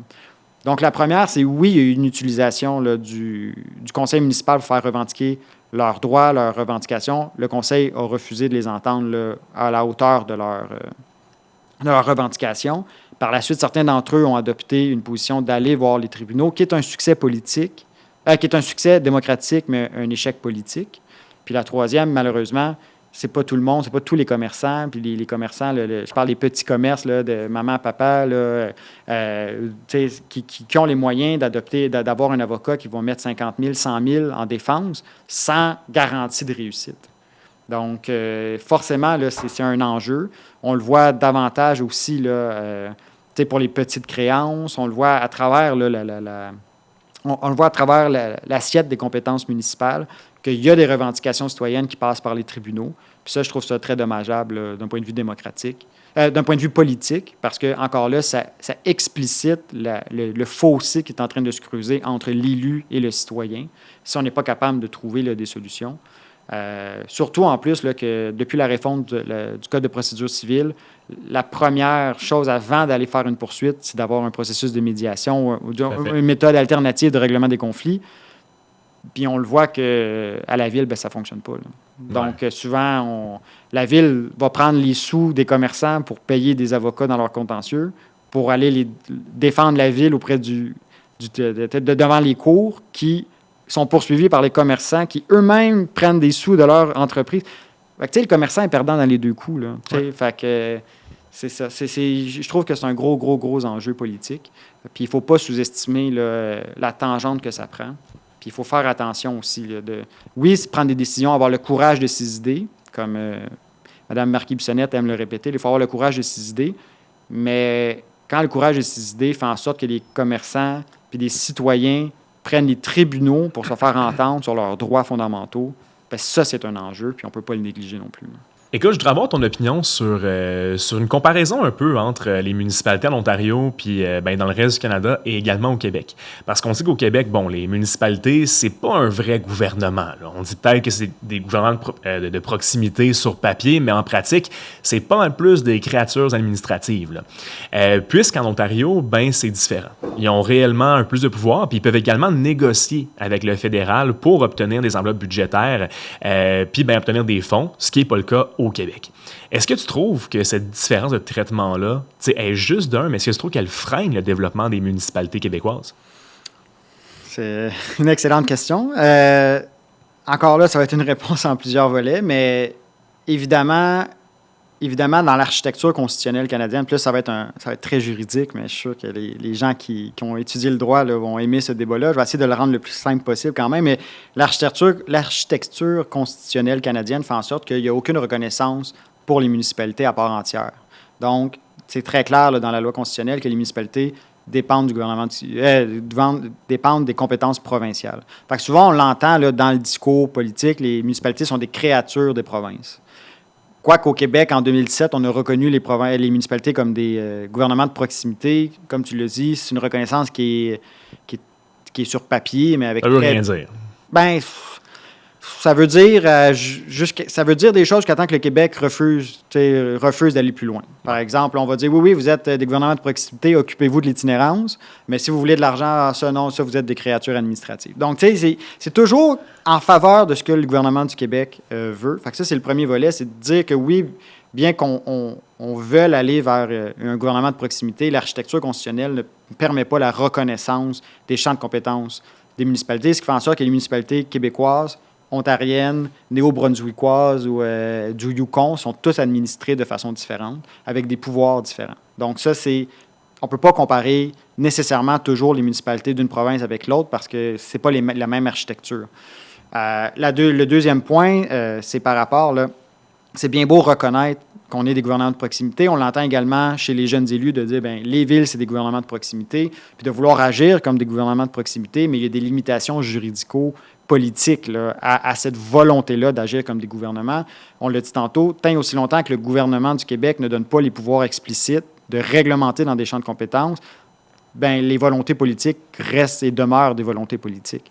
Par exemple, l'itinérance n'est pas une compétence provinciale, mais c'est un élargissement de la compétence, ou du moins c'est une volonté d'élargir la compétence de l'habitation pour que la ville puisse aller mettre les mains dans le dossier de l'itinérance. Par contre, on l'a explicité également tantôt, ça vient avec un paquet d'enjeux comme les problèmes de santé mentale, qui est un suivi psychosocial qui appartient au gouvernement du Québec, les suivis médicaux au gouvernement du Québec, un manque d'éducation. gouvernement du Québec, la sécurité, qui est gérée par les villes, donc le SPVG, le service de police de la ville de Gatineau, oui, c'est géré par la ville, c'est dans le budget de la ville, mais dépend des orientations du ministère de la Santé et de la Sécurité publique à Québec. Donc, tu sais, la ville, le maire n'a aucun pouvoir de contrôle sur les directions, les enquêtes des polices, là. Ça, il faut que ça soit clair aussi. C'est une entité administrative au sein même de la ville, mais qui dépend du pouvoir judiciaire. Donc, tu sais, ça, c'est important à comprendre, qu'il y a des limitations juridiques à la volonté que les élus veulent avoir, veulent faire reconnaître les villes comme des gouvernements de proximité. Puis le troisième point, c'est que Gatineau est une ville frontalière avec Ottawa. Donc, on a souvent tendance, puis on est la 4e plus grande ville au Québec, mais on est loin de tout. Tu sais, l'autre plus grande ville, c'est Laval. Tu sais, fait que c'est loin quand même là, de chez nous, c'est 200 km. Là. Donc, c'est sûr que nous, on a tendance toujours à se regarder, à se comparer à Ottawa, qui est 3 fois plus grande que nous, puis de se dire, bien, nous, on est comme la petite ville comparée à Ottawa. Puis Ottawa a beaucoup plus de pouvoir, beaucoup plus de reconnaissance par la part du gouvernement provincial, parce que l'histoire juridique et politique du Haut-Canada, là, on va là, à titre de la société anglaise est fondamentalement différente de la société québécoise. T'sais, lorsqu'on regarde, par exemple, l'évolution des municipalités dans le Canada anglais, bien, les municipalités sont vues comme des gouvernements de proximité d'abord. Donc, en fait, on va revenir même avant ça. Là. Je veux dire, le territoire a été divisé en cantons dans les territoires anglophones, puis a été divisé en seigneuries dans les territoires francophones, donc dans le Bas-Canada puis l'Haut-Canada. Mais les seigneuries dépendent d'un pouvoir centralisé parce que leur autorité dépend d'une reconnaissance de ces mêmes seigneuries par un pouvoir étatique. Parce que les seigneurs sont d'abord et avant tout une population de nobles. Donc, si la classe dirigeante ne reconnaît plus les seigneurs puis le pouvoir d'action des seigneurs sur leur seigneurie, bien, il y a une déconstruction de l'organisation territoriale. Tandis que les cantons, bien, les gens sont propriétaires de leurs terres. Donc, cette volonté de s'associer en municipalité arrive très tôt là, dans le discours politique anglophone. Puis, dès le début du 19e siècle, on voit déjà les villes avoir une reconnaissance provinciale. Avant même la Confédération canadienne de 1867, il y a des lois là, en Ontario, comme le Baldwin Act, je pense que c'est 1849 ou 50, qui donnent des pouvoirs explicites aux municipalités. Tandis que le régime seigneurial est aboli en 1858 ou 1855. Là. Donc, c'est vraiment deux régimes qui évoluent côte à côte, qui font en sorte que bien, Québec a toujours gardé la mainmise sur l'administration de son territoire à travers les villes, à travers les seigneuries avant, à travers les villes après, à travers les MRC aujourd'hui, tandis que la volonté anglaise, ça a toujours été d'avoir les villes comme gouvernement de proximité, puis ensuite, ces villes-là vont revendiquer le gouvernement provincial et fédéral. Donc, ce qui arrive aujourd'hui, c'est que la loi sur le conseil exécutif à Québec, donc qui est la loi le M30, l'article, là, je ne veux pas me tromper, mais je pense que c'est 3.11, qui dit que les organismes municipaux, les organismes scolaires, donc ils le mettent sur le même pied d'égalité, des organismes, ce n'est pas des gouvernements de proximité, les organismes municipaux et les organismes scolaires ne peuvent pas avoir d'entente avec le gouvernement fédéral sans passer par Québec, donc par le gouverneur en conseil qui est Québec. Tandis qu'en Ontario, la même loi, l'équivalent de la même loi, permet aux municipalités d'avoir des ententes entre directement la municipalité et Ottawa. Donc, en ce moment, on a le plus gros plan d'infrastructure dans l'histoire du Canada, qui est le plan, la stratégie nationale sur le logement. C'est 115 milliards qui a été dépensé sur 10 ans. Et là, ce qu'on voit là, en Ontario, c'est que la SCHL a fait des ententes bilatérales entre les villes et le gouvernement fédéral. Je pense à London, Toronto en a eu, Mississauga en a eu. Au Québec, l'argent doit être transféré d'abord à Québec. Ensuite, Québec décide comment elle va le répartir dans les villes. Donc, alors que les villes ontariennes ont un pouvoir de revendication d'aller voir directement leurs députés fédéraux, de leur dire « Nous, on veut l'argent, voici notre stratégie, etc. » Puis le gouvernement du Canada récompense les villes qui sont actives, proactives, puis qui font de l'action. Bien, au Québec, c'est pas comme ça que ça fonctionne. C'est Québec qui revendique selon 6 critères et qui dit, bien, une fois qu'on a l'argent, c'est nous qui décidons comment cet argent-là est réparti sur le territoire provincial. Donc, c'est sûr que lorsqu'on est à Gatineau et on se compare à Ottawa, on a l'impression de dire, bien, nous, ça va moins vite, ça va ci, ça va ça. Mais encore là, il faut revenir à Québec gère ses municipalités différemment de comment l'Ontario les gère. Puis ça, c'est le résultat d'une série de choix politiques, d'une série d'événements historiques qui ont fait en sorte qu'aujourd'hui, les villes québécoises n'ont pas la même reconnaissance que certaines autres villes dans le reste du Canada. Puis les certaines autres villes dans le reste du Canada n'ont pas la reconnaissance que certaines villes américaines ont. Puis certaines villes américaines n'ont pas la reconnaissance constitutionnelle que les villes ont en Afrique du Sud, par exemple. Donc, on ne peut pas comparer les pommes avec les pommes. Donc, les pommes avec les oranges. Là. Donc, c'est vraiment, là, c'est un modèle qui est très évolutif en ce moment. On a une classe de politiciens qui veulent que les villes deviennent des gouvernements de proximité. Mais malheureusement, cette volonté-là municipale va être freinée par l'inaction gouvernementale provinciale. Donc, il faut vraiment là, faire en sorte que ces deux éléments-là s'alignent, parce que tant et aussi longtemps que ça ne s'enligne pas, bien, on utilise des gouvernements municipaux avec des outils fiscaux désuets pour financer des champs de compétences qui reviennent à un autre palier de gouvernement puis qui pénalisent la population. En ce moment, on prend des sous de taxes foncières. Donc ça, c'est des sous après impôt, payés à même la maison, qui pénalisent les ménages à plus faible revenu pour financer des compétences provinciales, pendant que Québec, pour 300 000 personnes, donc on prend la crise de l'itinérance à Gatineau, on est 300 000 personnes à payer pour ça, alors que c'est une crise qui est nationale. Donc, on a des personnes en situation d'itinérance à Gatineau qui viennent de Maniwaki, qui viennent de Montréal, qui viennent de Québec, qui viennent du reste du Canada, qui viennent à Gatineau, mais c'est juste les Gatinois qui payent pour ça, alors que c'est une crise nationale. Québec dit oui, on va vous donner des PSL, on va vous donner des logements Prisme. Ça, c'est des programmes là, du gouvernement du Québec. Puis nous, on se réjouit de ça. On tape des mains, on dit hey, wow, on a reçu des subventions de la part du gouvernement du Québec parce qu'on fait preuve de leadership en itinérance. Oui, mais on fait preuve de leadership avec des moyens fiscaux ou avec des outils fiscaux qui ne sont pas adaptés à la situation. Je veux dire, parce que si on ouvre cette porte-là, pourquoi la Ville de Gatineau ne paie pas des profs dans les écoles? Pourquoi la Ville de Gatineau ne met pas des médecins dans les hôpitaux? On le voit là, à Ottawa en ce moment. La Ville d'Ottawa est en train de faire une attaque frontale. Là. Pas une attaque frontale, mais une missive frontale en disant on veut aller recruter des médecins, on veut recruter des médecins en Outaouais, etc. Puis là, Gatineau, on a peur de ça. Alors, il y a eu des élus qui sont sortis publiquement en disant oui, mais ils vont venir chercher nos médecins. Mais encore là, ce n'est pas à la Ville de Gatineau de dire bien, OK, nous, on va s'en occuper, on va mettre des médecins dans nos hôpitaux. Là. C'est à Québec d'avoir une politique nationale efficace, qui fonctionne, qui est adaptée aux réalités locales. Puis en ce moment, c'est cette inadéquation-là qui fait en sorte qu'on a des crises là, entre les municipalités et le Québec. Il y a quelques années, quand les municipalités revendiquaient davantage d'argent, François Legault est sorti, il les a traités de cater. Par la suite, il est revenu là, un an après en disant non, mais c'est pas ça vraiment je voulais dire. Là, c'est juste de dire bien, faites du ménage dans vos affaires puis venez nous voir après. Mais il y a toujours cette dualité-là. Là. Québec veut contrôler, mais ne veut pas être responsable. Puis ils veulent déléguer, mais pas donner d'argent. Donc, les municipalités naviguent là, à travers des eaux politiques très difficiles. Mais il y a, on le sent, là, cette volonté-là de reconnaissance. Mais ça passe forcément par un changement de politique à Québec. Puis ça ne m'appartient pas, là, malheureusement. Écoute, super intéressant, puis très complet comme réponse. Bon. Je ne connais pas à ce point-là. Écoute, petite question de la fin pour toi, là, Timmy. Comment tu penses que le droit municipal devrait être, sans dire réinventé, mais modernisé pour mieux refléter nos réalités actuelles? OK. En peu de mots, encore là, ça revient à mes valeurs de base. Là. Je pense que le droit municipal, c'est le droit qui encadre les enjeux du terrain, là, de la proximité. Il n'y a pas de droit plus précis que le droit municipal. T'sais, on gère des clôtures, on gère la couleur des maisons, on gère la superficie des terrains. Fait que ça doit être un droit qui est transparent puis qui est facile et accessible. Il faut que le mécanisme d'adoption de ces réglementations-là soit le plus transparent possible. Parce qu'on doit, en tant que citoyen, comprendre comment nos élus décident, puis sur quelle base ils décident. Donc, lorsqu'on fait appel à des études, à des rapports, à des recommandations de la part de l'administration, bien forcément, il y a toujours une volonté politique que ce ne soit pas public pour protéger un peu là, les connaissances, les secrets de la municipalité, mais ça vient aussi avec un coût démocratique.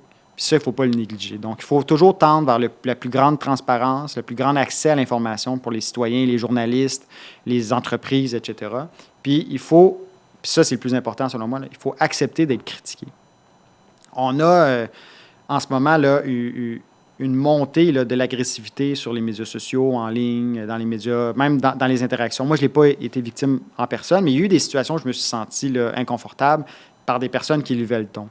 Mais de façon très agressive. Hein, puis je me suis posé la question à savoir, bien, est-ce que ces gens-là, on devrait leur donner plus de place parce qu'ils par le fait qu'ils sont agressifs. Est-ce que parce qu'ils ont des revendications qui ne sont pas entendues? Est-ce que c'est parce que ci? Est-ce que c'est parce que ça?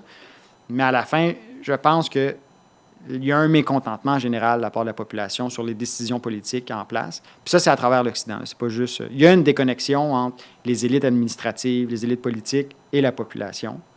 Puis je sens que ce mécontentement-là ne va pas sortir de façon nécessairement parfaite, belle. Il n'y a pas de belle manière de revendiquer ses droits lorsqu'on est en position d'infériorité là, ou qu'on est en position de domination par une classe politique les plus forte. Fait que ça va sortir de la manière que les gens veulent que ça sorte. Puis il faut accepter ces critiques-là. Puis il faut amener ces gens-là à pouvoir s'exprimer, à pouvoir aller chercher les données, puis à pouvoir aller dialoguer avec leurs élus. Puis si on n'est pas capable de le faire au municipal, alors qu'on se dit, là, puis pour venir, on se dit des gouvernements de proximité, si nos décisions à nous, qui sont les plus proches de la vie, qui gèrent la vie des gens dans le quotidien, ne sont pas facilement comprenables pour les citoyens, bien, ce n'est pas de faire de la pédagogie qui va régler ça, c'est de faire de la transparence. Parce que la pédagogie, forcément, il y a encore là, ça revient à une domination d'une classe par rapport à l'autre. Je n'ai pas besoin de me faire dire pourquoi c'est comme ça. J'ai besoin de me faire dire pourquoi vous avez pris cette décision-là. Parce que moi, dans la population, je le vois, il y a des gens qui sont vraiment plus éduqués que moi, qui ont vraiment plus de connaissances que moi, qui sont des experts dans leur domaine. Puis quand je cogne à leur porte, ils m'amènent des idées, puis je fais « Wow, mais tu sais, je ne le savais pas, ça, tu sais. » Mais ces gens-là, dans le day-to-day, on les entend moins. On entend souvent les gens qui parlent fort, qui crient fort, qui revendiquent fort ou qui sont organisés là, dans des organisations qui revendiquent en leur nom. Mais tous les citoyens ont le droit de s'exprimer. Puis ça va sortir mal. Des fois, ça va sortir bien. Des fois, ça va sortir avec des insultes. Des fois, ça va sortir avec des compliments.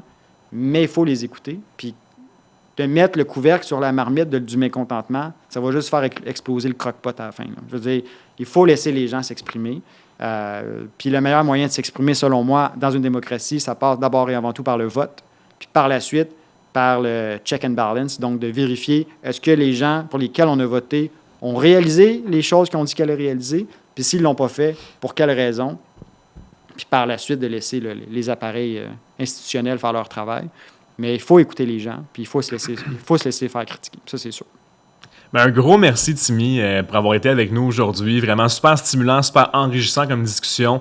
On te souhaite bonne chance d'ailleurs pour les élections actuelles beaucoup. Qui s'en viennent très rapidement. 2 novembre, c'est bien ça? 2 novembre, effectivement. Le vote par anticipation le 26 octobre. Fait que j'invite tout le monde à travers le Québec, mais spécialement à Gatineau, puis spécialement dans le district du Lac-Beauchamp, à aller voter. Peu importe pour qui ils votent, l'important, c'est d'aller voter. Lorsque le taux de participation va augmenter dans la sphère municipale, par la suite, on pourra dire mission réussie, mais pour l'instant, il faut juste s'assurer que les gens sortent voter puis qu'ils expriment profondément leurs revendications. Je suis bien d'accord. Donc, merci à tous et à toutes qui ont été avec nous aujourd'hui pour l'écoute de ce nouvel épisode de notre podcast. On vous rappelle d'aller créer votre compte Legal Census au www.legalcensus.com. Et sur ce, on se retrouve dans le prochain épisode. Merci.